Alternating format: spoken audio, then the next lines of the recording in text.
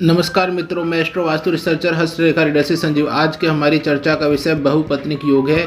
इस योग के ऊपर मैंने एक वीडियो बनाई थी जिसमें शुक्र से बनने वाले योगों को मैंने स्पष्ट किया था। आज मैं आपको यह पूर्णतः स्पष्ट बताऊंगा कि ज्योतिष में कितने योग होते हैं जिससे हम यह तय कर सकते हैं, या कौन कौन से भाव या ग्रह होते हैं जिनसे यह सुनिश्चित किया जा सकता है कि कुंडली में बहुपत्नी योग है या नहीं।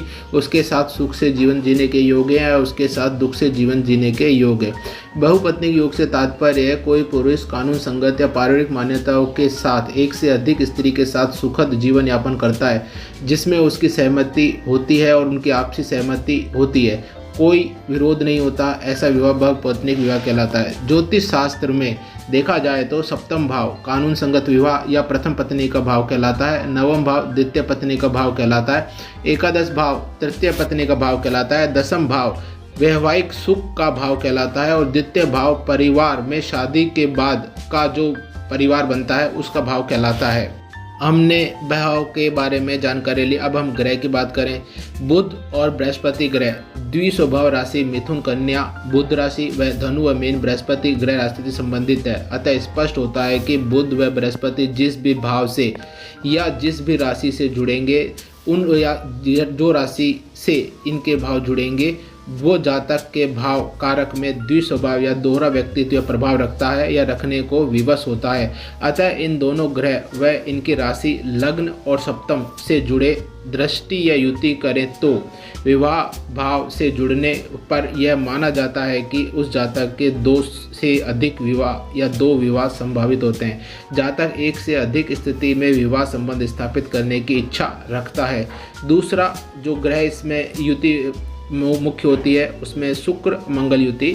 दो विवाहों के लिए लग्न सप्तम भाव से शुक्र मंगल की युति आवश्यक होती है, जो कामुकता के लिए संकल्प और उसके लिए इच्छा शक्ति और उसके लिए ताकत अर्थात कुछ करने की क्षमता को प्रदान करती है।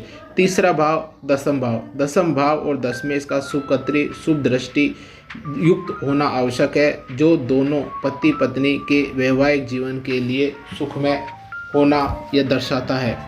चौथा शुक्र ग्रह शुभस्थ उच्च पदस्थ वर्गोत्तम स्वरास्तिस्थ केंद्र त्रिकोण में स्थित शुक्र ग्रह लग्न और सप्तम से अगर जुड़ जाता है तो दो से अधिक विवाह देता है।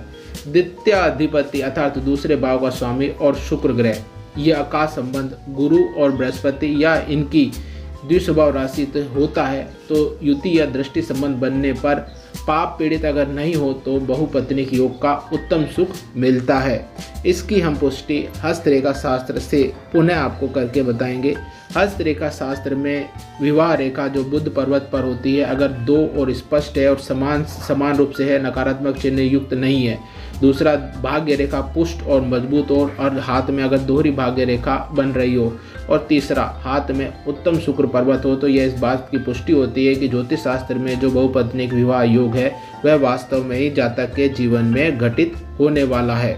अब हमने ज्योतिष शास्त्र में बहुपत्नीक योग बताए थे, उसको हमने हस्तरेखा से पुष्ट किया। अब हम उसे वास्तुशास्त्र से भी पुष्टि कर सकते हैं। किसी भी दिशा मुख मकान हो या आग्नेय दिशा का मुखी मकान हो, यदि प्रवेश द्वार और प्रकाश द्वार आग्नेय दिशा मुखी हो तो जातक दो पत्नी रखने की संभावना रखता है। आग्नेय दिशा में पानी का कुंडा होना, जलीय संरचना होना, बशर्ते वायव्य कोण क्षेत्र खुला हो। तीसरा इस स्थान पर आग्नेय दिशा में शयन कक्ष होना जातक के जीवन में बहुपत्नीक योग को दर्शाता है, जिसकी हम यहाँ से तीनों विधाओं से पुष्टि कर सकते हैं। अब आप ये अपना हाथ में देखें है या नहीं। धन्यवाद।